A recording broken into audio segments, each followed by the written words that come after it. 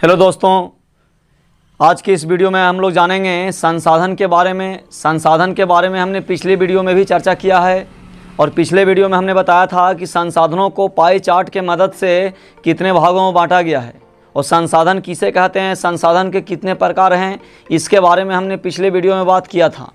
इस वीडियो में मैं बात करूँगा कि संसाधनों का बंटवारा जो है से किस प्रकार से किया गया है। उसमें हम दो तरह से इस वीडियो में जानेंगे।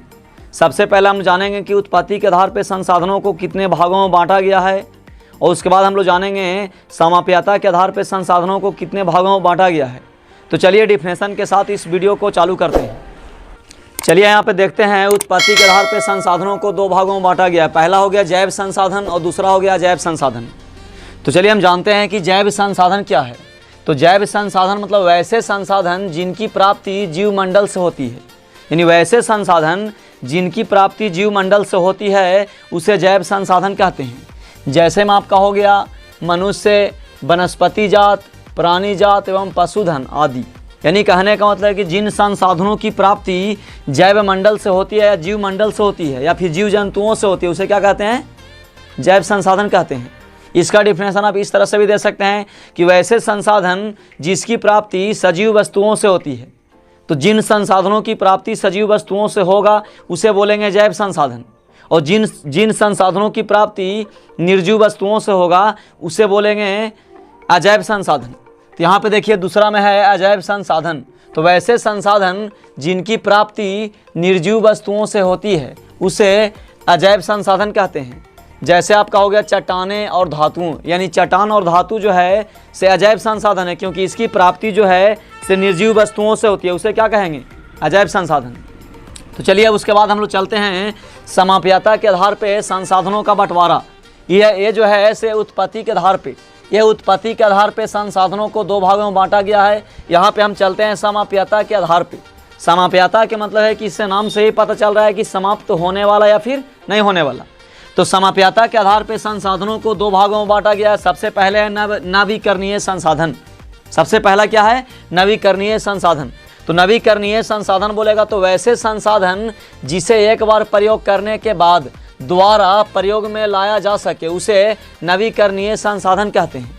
यानी कहने का मतलब कि वैसे संसाधन जिसे एक बार प्रयोग करने के बाद उसे दोबारा प्रयोग में लाया जा सके या उसे हम दोबारा प्रयोग कर सकते हैं, उसे क्या बोलते हैं, नवीकरणीय संसाधन। जैसे में आपका हो गया सौर ऊर्जा, यानी सौर ऊर्जा हो गया, पवन ऊर्जा हो गया, जल हो गया, वन एवं वन्य जीव हो गया। ये सब चीज़ों का जो है से हम दोबारा प्रयोग में ला सकते हैं। तो वैसे संसाधन जिसको एक बार प्रयोग करने के बाद हम दोबारा प्रयोग कर सकते हैं या दोबारा प्रयोग में लाया जा सकता है उसे क्या कहते हैं, नवीकरणीय संसाधन। जैसा आपका सौर ऊर्जा हो गया, सूरज की प्रकाश की बात किया जाए, सौर ऊर्जा हो गया, इसको हम दोबारा प्रयोग कर सकते हैं। पवन ऊर्जा हो गया यानी हवा, तो हवा के हम लोग एक बार प्रयोग करेंगे उसको हम दोबारा भी प्रयोग कर सकते हैं। जैसे आपका वन हो गया, तो वन को आज प्रयोग कर रहे हैं हम, आने वाला समय में भी प्रयोग करेंगे। लेकिन ये वन्य जीव हो गया, ये सब क्या है, तो ये सब है नवीकरणीय संसाधन। यानी एक बार प्रयोग करने के बाद हम इसको जीवन में दोबारा प्रयोग कर सकते हैं। अब उसके बाद हम चलेंगे अनवीकरणीय संसाधन।